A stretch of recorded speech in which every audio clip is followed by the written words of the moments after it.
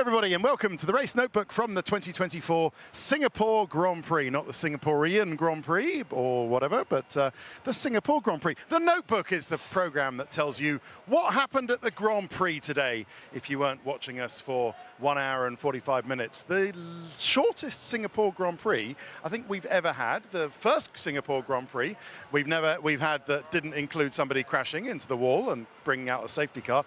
The first Singapore Grand Prix without a safety car at all. My colleague from Sky Italy here. The first Grand Prix, Mark Genet, without a yellow flag at all, apparently. I know. And the first Singapore Grand Prix, you might argue, that wasn't the most thrilling in the world.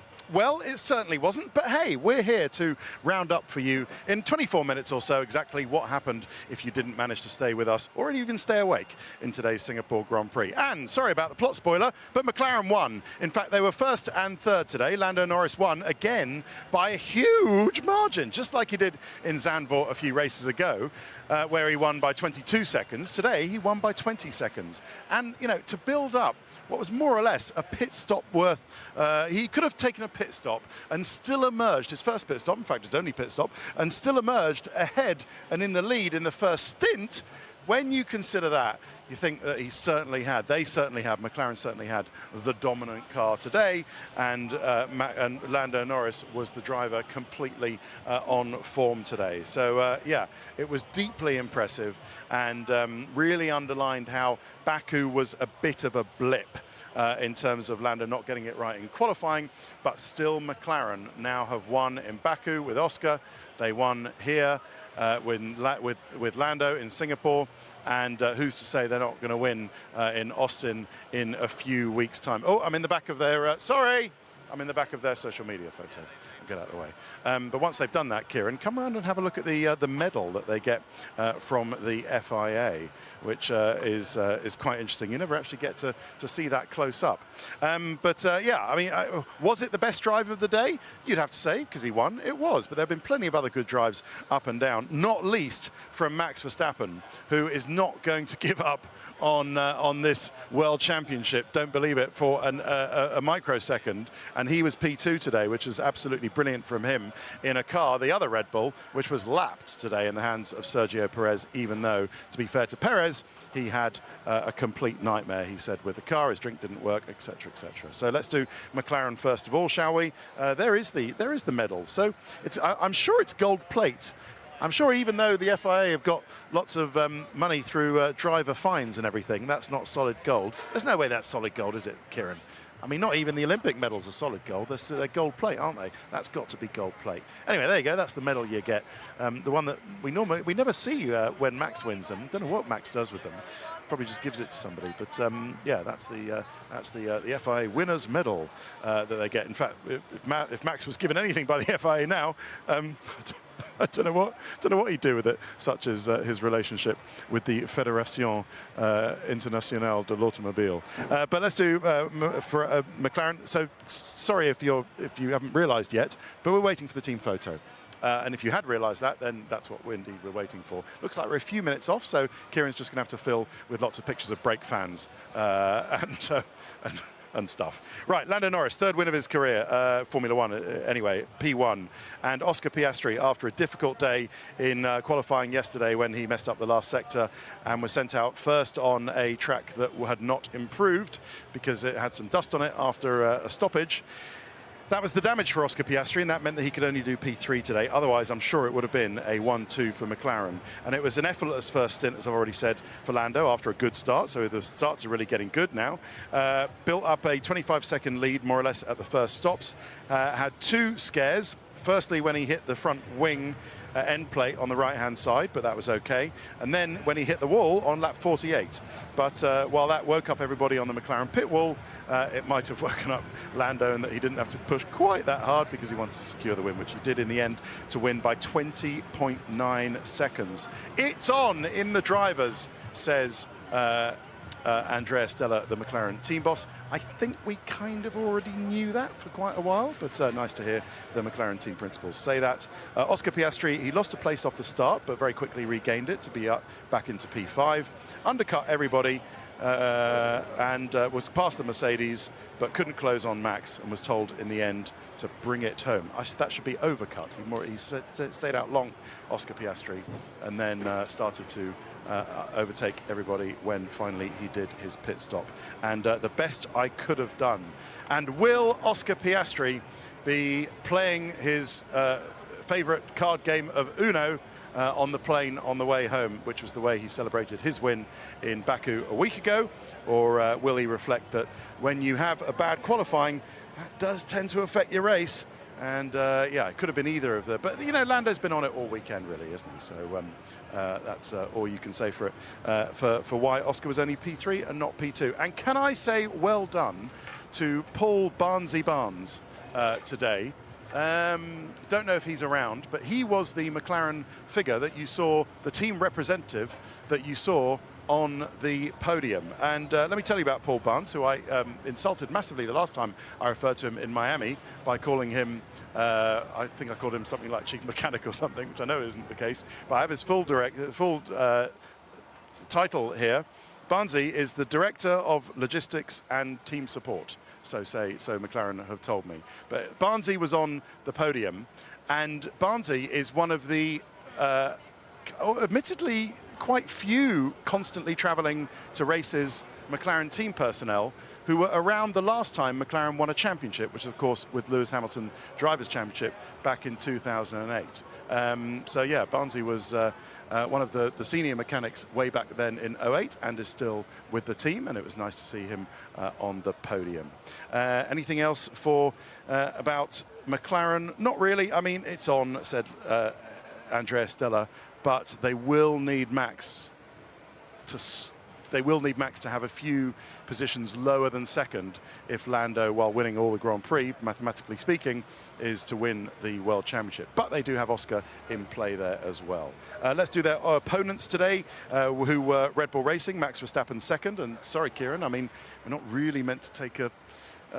you can do something with a zoom down to Red Bull. We're kind of meant to stay here because we're here for the team photo. This is the time when we're allowed in the pit lane. But Sergio Perez, 10th, Max Verstappen second, and the Austin upgrade for Red Bull Racing, this RB20, cannot come soon enough. They really need it quickly. Max held P2 off the start, but dropped back and then dropped back even more, but did enough to hold off Oscar Piastri in the end to finish 20.9, as I said, seconds behind Lando Norris with a bit of a lonely race. P2, a great result and great driving from Max Verstappen, but we need to keep a great save. That's what I've got for Max Verstappen. But we need, he said, to keep improving the car, keep trying. A miserable day for Sergio Perez. He called it pretty much a disaster. Up to P10 at the start. It's a good start from Checo. Up 3 places to P10, pitted on lap 29, stuck behind Nico Hülkenberg for so long, which meant he stayed P10, and he was lapped by Lando's McLaren. So a Red Bull, and you think about that dominance earlier on in the season, a Red Bull was lapped by a McLaren today. All right, it was Lando leading the race, and it was Sergio Perez, not Max Verstappen, but still, that will hurt for Checo Perez. Let's do Ferrari, because you can probably see into their garage a bit easier. And a good recovery after a very difficult qualifying and disappointing qualifying for the Scuderia Ferrari. Charles Leclerc P5, Carlos Sainz P7, and Leclerc was stuck behind Hülkenberg and Alonso early on. Sainz, a horrible lap 1 after he got a bit sideways and lost positions, down to P12, and that really dictated the rest of Carlos Sainz's race. Leclerc finally pitted on lap 37, rejoined behind Alonso, but got past Alonso and past Sainz. The team ran P6 and P7, but then Leclerc had enough pace and young tyres got to get past an ailing Lewis Hamilton, who had a bad strategy today. I'll get onto that in a second. And chased down George Russell, but couldn't get the Mercedes. Finished, did Charles Leclerc, 1 second behind George Russell. Nice recovery, just not enough to get past the Merc of George Russell, who was, as we go to Mercedes, P4. And the only good thing about the Mercedes day, really, was that Russell did finish P4. So that was pretty good, actually. A compromise day and a wrong strategy, the team admit, for Lewis Hamilton. They started Lewis on the soft. They did this because they thought he might be able to get P3. No, hang on, he was already P3, wasn't he? They thought he might be able to get Max Lewis was P3 on the grid, so Mercedes were thinking they could get Max off the line or even get into the lead, and to try to do that, the soft tyre was the best bet. Ambitious, but it didn't work. So nice idea, but it didn't work. And all that meant was Lewis was stuck with the soft tyre that wasn't going to last very long in the opening stint, and actually delayed George Russell in the opening stint. So dropped back, had to control the temperatures, did Lewis on the soft. George was stuck behind Lewis on better tyres, which were the medium. Lewis finally pitted on lap 18, and then Lewis said that, look, while everybody else is going long because these medium tyres are working really well, quote, "You're killing me with this tyre offset. I'm going to be vulnerable later on," which of course turned out to be absolutely true as Lewis was passed by Charles Leclerc. George Russell not even much happier with the car than that. "I have understeer and oversteer." So what did you not have today, George? And held off a charging Leclerc for P4. I could do with a bit of encouragement. So George was full of the memes of the team radio today, having understeer and oversteer, and I could do with a bit of encouragement. Can't we all, George? Can't we all from time to time? But yeah, Lewis not happy with the strategy, and no doubt as to why that was. I was interested. We're waiting to hear if Max is giving long answers or not in the FIA press conference today, after very much making his point. But I was really interested in what Lewis said in defence of Max Verstappen and the community service penalty he got that we covered in yesterday's notebook for swearing in the Thursday press conference, when Lewis said, "I wouldn't do it, and I hope Max doesn't do it either."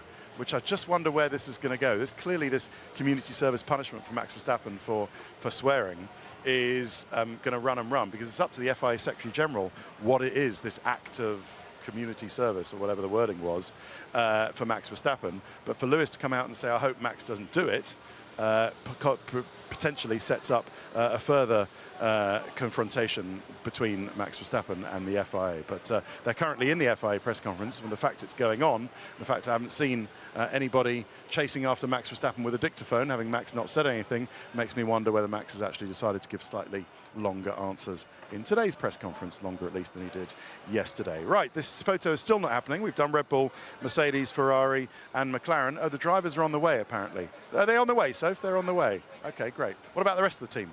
Are they on the way too? They're still packing up. Okay, great. Well, let's do Aston Martin, and then maybe we might have a monster first part and include the McLaren photo, or we can take a break.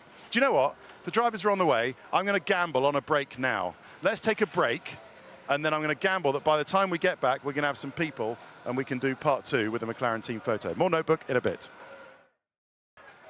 Hiya, welcome back to the race notebook from the 2024 Singapore Grand Prix. And we judged that perfectly. I promise you we're live. This is live. So we've gone back, and it looks like we have the photo. So I don't know whether I should do Aston Martin or whether you should just do enjoy this photo. Can you see? So, oh, here we go. Congratulations. Kind of thought Lando would look a bit happier than that. There we go, he's giving his number 1 a hug. One more for luck. Who's got the champagne? There we go. Nice. And that's interesting, actually, from something Lando said earlier in the weekend, when people said, you know, you're not going crazy like you've won. And he said, "I've got bigger things now to worry about. We don't celebrate wins. I don't celebrate wins so much anymore, because we have a bigger purpose," which of course is winning.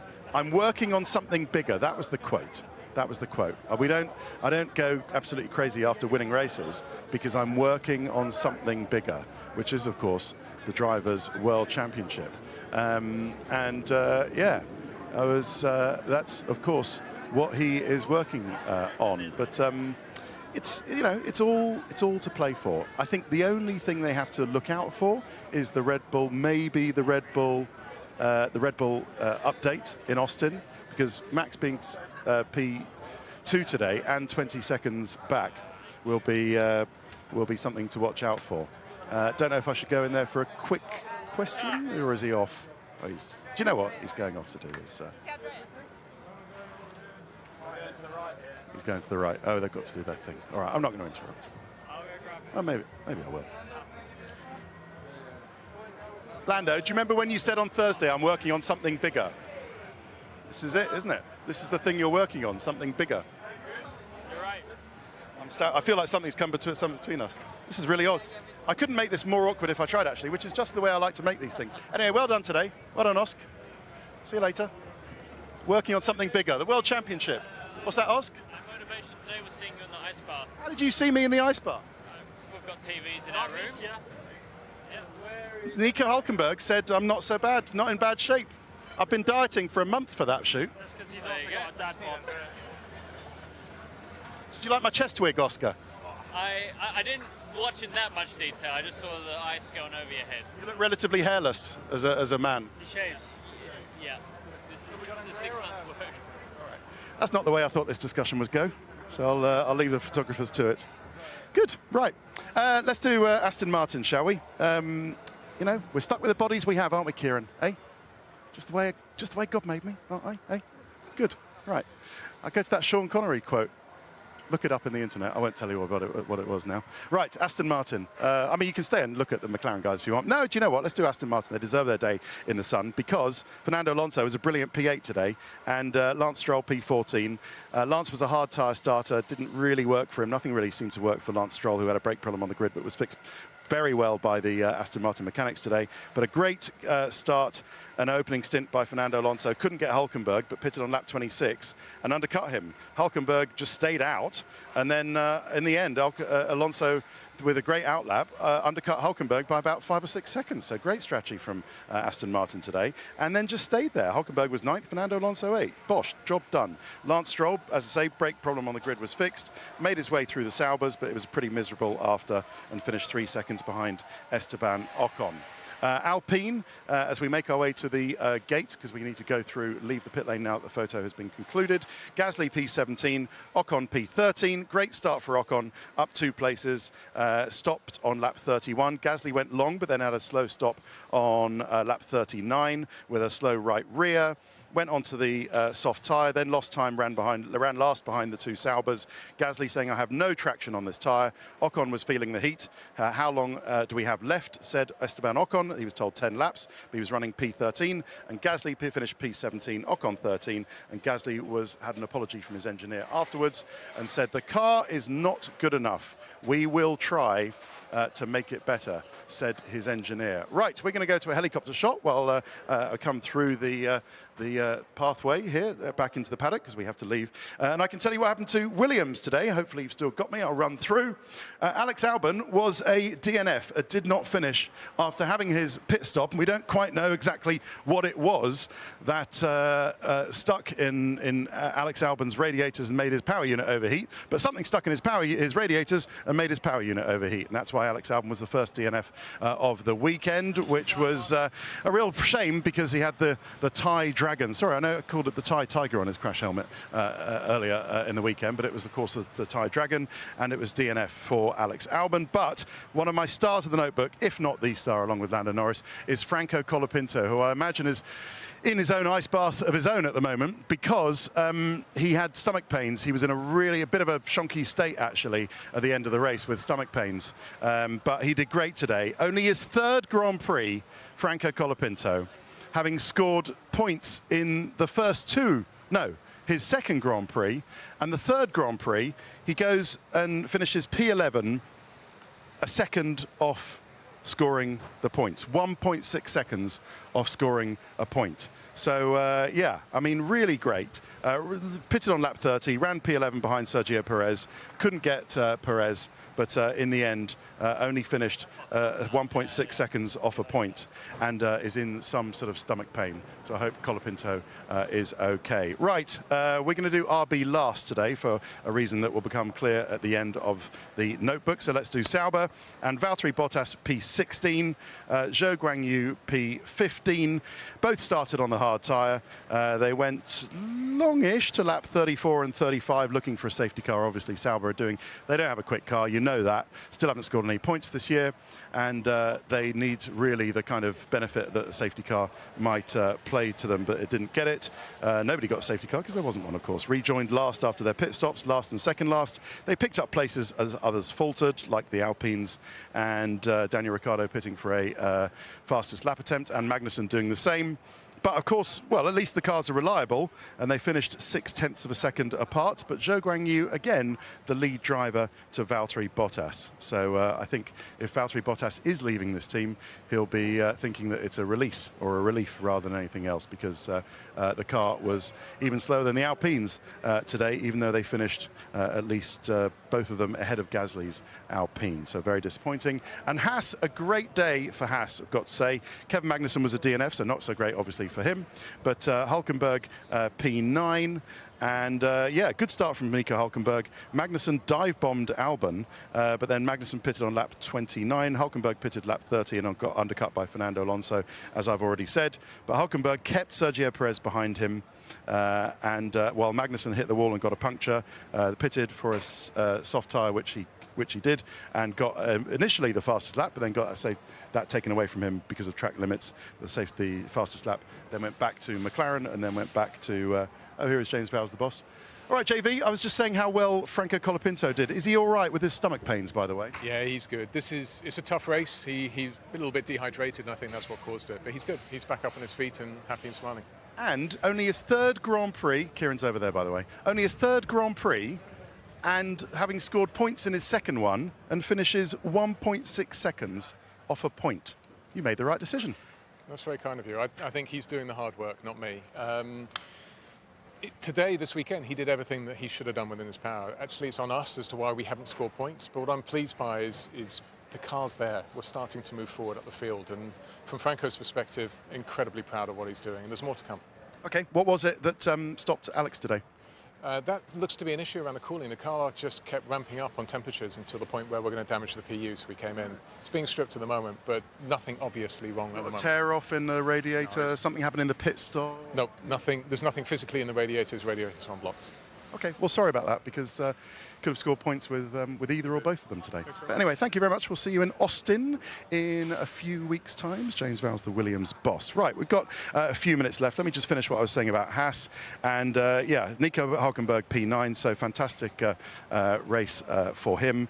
Kept Sergio Perez behind. Magnussen DNF'd because of the damage after he got a puncture. They brought him in the end. But what it means in the Constructors' Championship is that it's really, really close now, and Haas are closing really very quickly on RB, which underlines the RB problem at the moment. So it's Williams 16th, doesn't look like 16 points, doesn't look like Williams are going to score many more, we'll see.